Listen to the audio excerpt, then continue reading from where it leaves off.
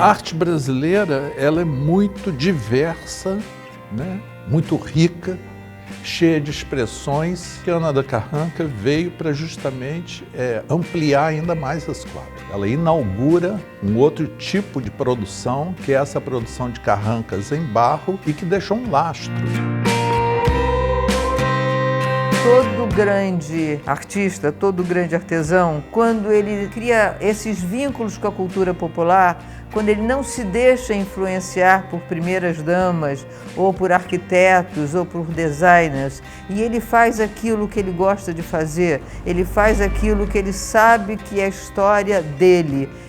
Isso é muito importante, porque ele mantém dessa forma esse vínculo com a cultura brasileira.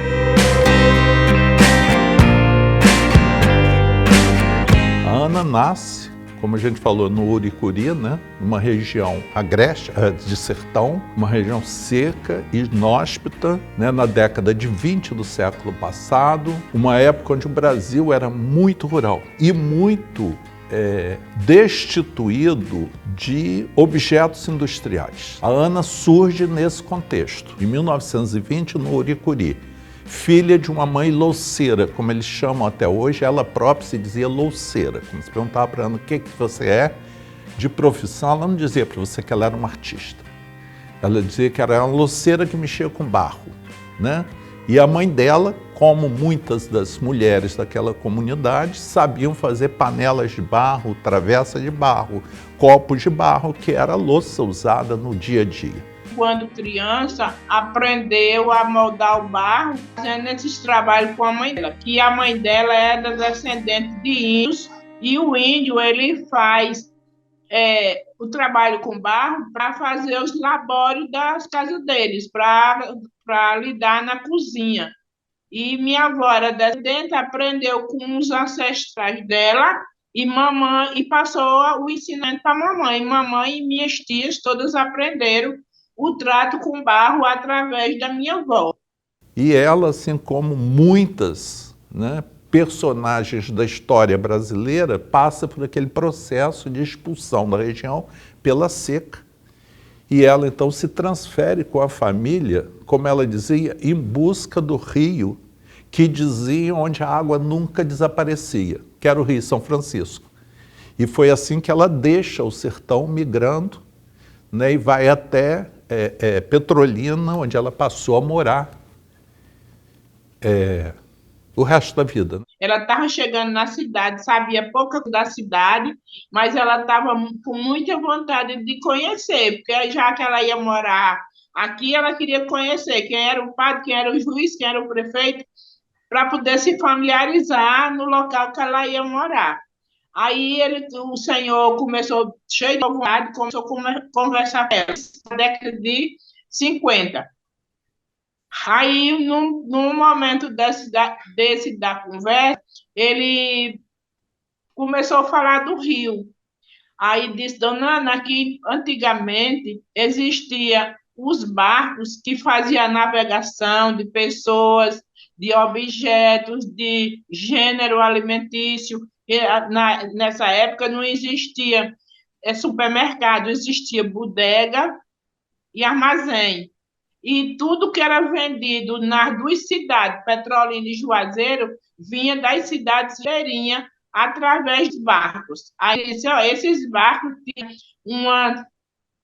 umas cabeças de proa que se chamava carranca.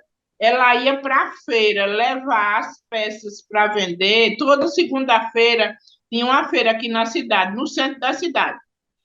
Toda segunda-feira ela ia vender os utensílios, potas, panelas, jarro, que ela via. Ela trazer para o barro a história da carranca da madeira. E depois ela sempre teve também um papel feminino. A carranca não era só um monstro que espantava os maus olhados do Rio São Francisco. As carrancas da Ana tinham um olhar feminino, que era o olhar dela. Então, para mim, esses foram os dois pontos na ocasião que me chamaram muita atenção. E é quando ela tem esse grande insight de sair do campo do utilitário puro e fazer inicialmente um barquinho dos barcos que ela viu no Rio.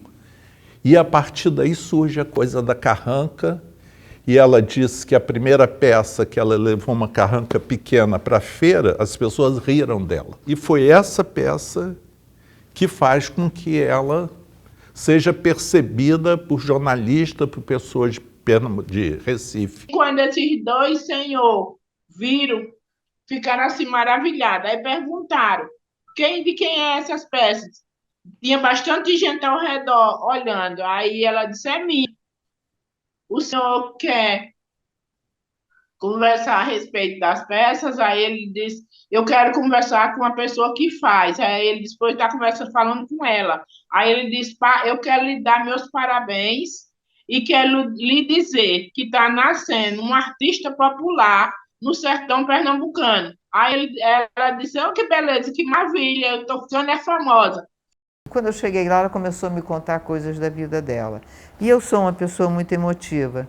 Então, no meio de cada entrevista, no meio de cada fala dela, eu começava a chorar, mas eu não queria que ela visse que eu estava emocionada. Então, eu saía, ia até a porta, voltava, continuava falando. E assim foi a minha primeira entrevista com a Ana das Carrancas. Um ano depois, eu volto à casa da Ana, e aí vou falar com ela outra vez e pergunto, Ana, você lembra de mim? Eu estive aqui no ano passado, lembra? Ela falou, claro, você é aquela moça que toda hora ia até a porta, chorava e voltava. Então, a Ana tinha essa sensibilidade, quer dizer, ela não me machucou, ela não foi desagradável, ela foi linda. Depois da Ana, as filhas prosseguiram a fazer, tem outros artesãos que passaram a trabalhar também com essa temática.